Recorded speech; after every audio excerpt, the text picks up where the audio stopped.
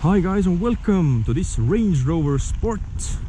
This is the brand new version of the baby Range, so to say, the sporty version. Well, it's not sporty at all, but it looks better.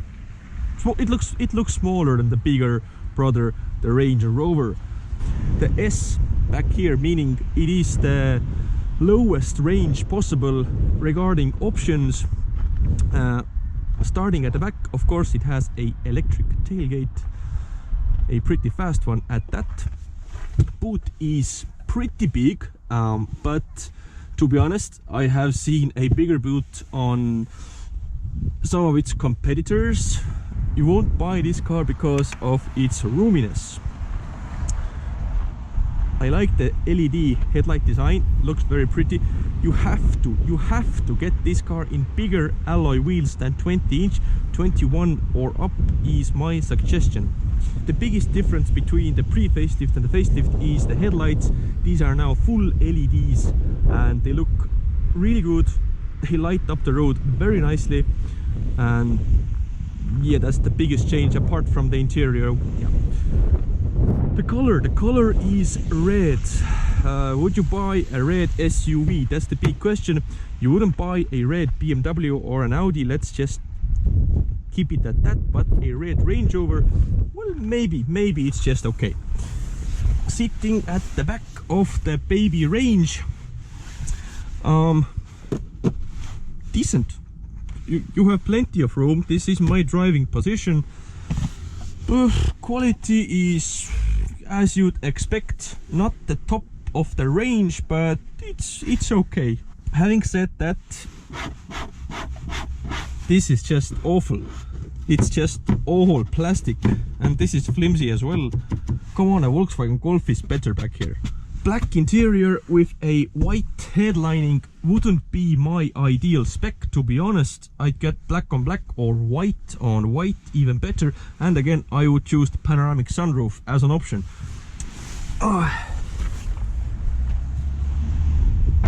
Yeah, tinted windows is also a must in this type of car, to be honest.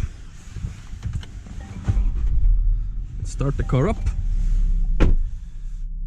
And as I mentioned, biggest difference on the outside is the LED headlights. On the inside, it's those two big screens. These came basically from the Velar. All of the newest Range Rovers or Land Rovers have these two screens. It's a welcomed upgrade because the previous versions, well, they were you know, slidey. Well, yeah, the previous versions, they weren't that good, but I did like the fact that they kept the, you know, climate buttons. In this version, all the climate settings are on the screen.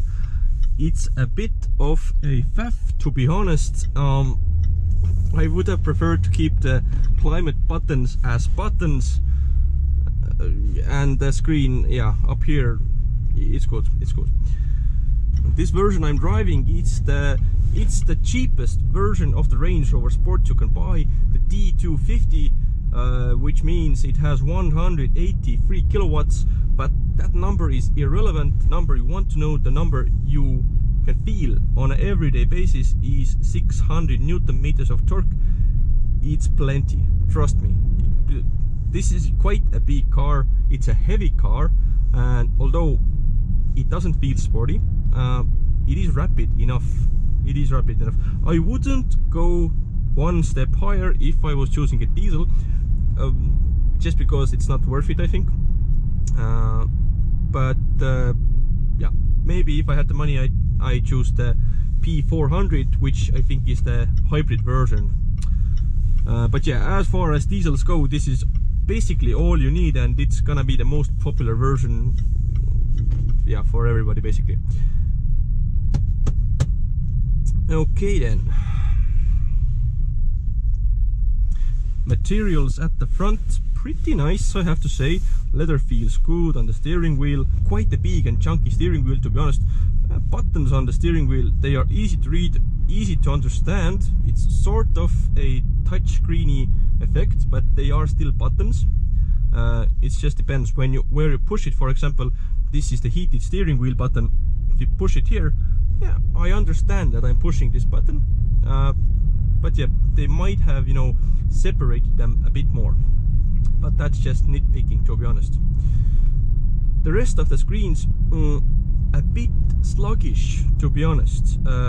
If you're used to your iPhones, iPads, modern tech stuff, this isn't like that at all. It's rather slow to respond, and you really do have to push the buttons. They aren't haptic, they aren't, you know, any feedbacky. You really need to watch where you're pushing, because otherwise you won't be sure if you push the button or not. It really takes quite a bit of time to load and push, and yeah, it's not the best of the screens, but you won't be using that too often, to be honest. It has Apple CarPlay, thankfully it is full screen, very nice to use, and that's what you're gonna be using on a day-to-day basis, I guarantee you.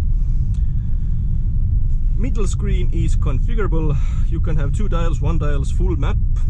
Now this is a mild hybrid version.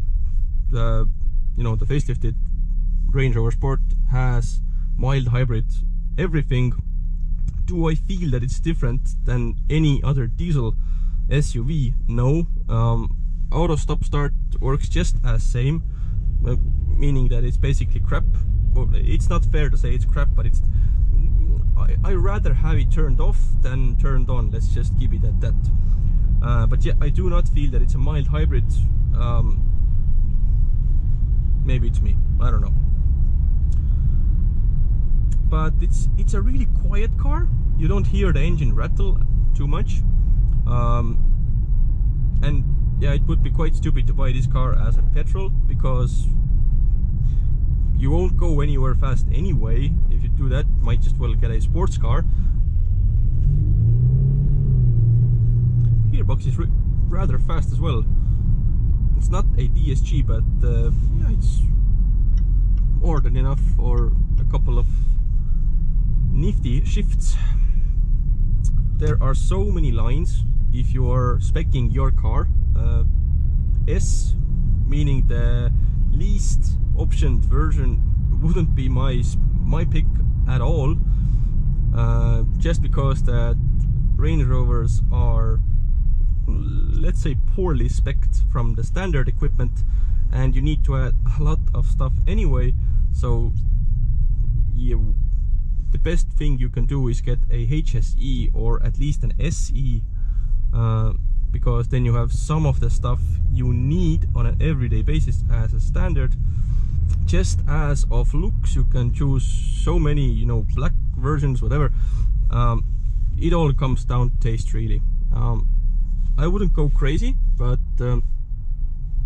yeah, you do want the stuff that's necessary on a day-to-day basis, like heated steering wheel, adaptive cruise control, heated seats, maybe even ventilated seats, blind spot assist, because this is a big car, a Meridian sound system. To be honest, I think it's not even necessary, because the standard one, or I think this has the slightly upgraded stereo, it's rather good. So don't pay like 6,000-7,000 euros for a stereo, because, you know, the standard or the standard plus is pretty good.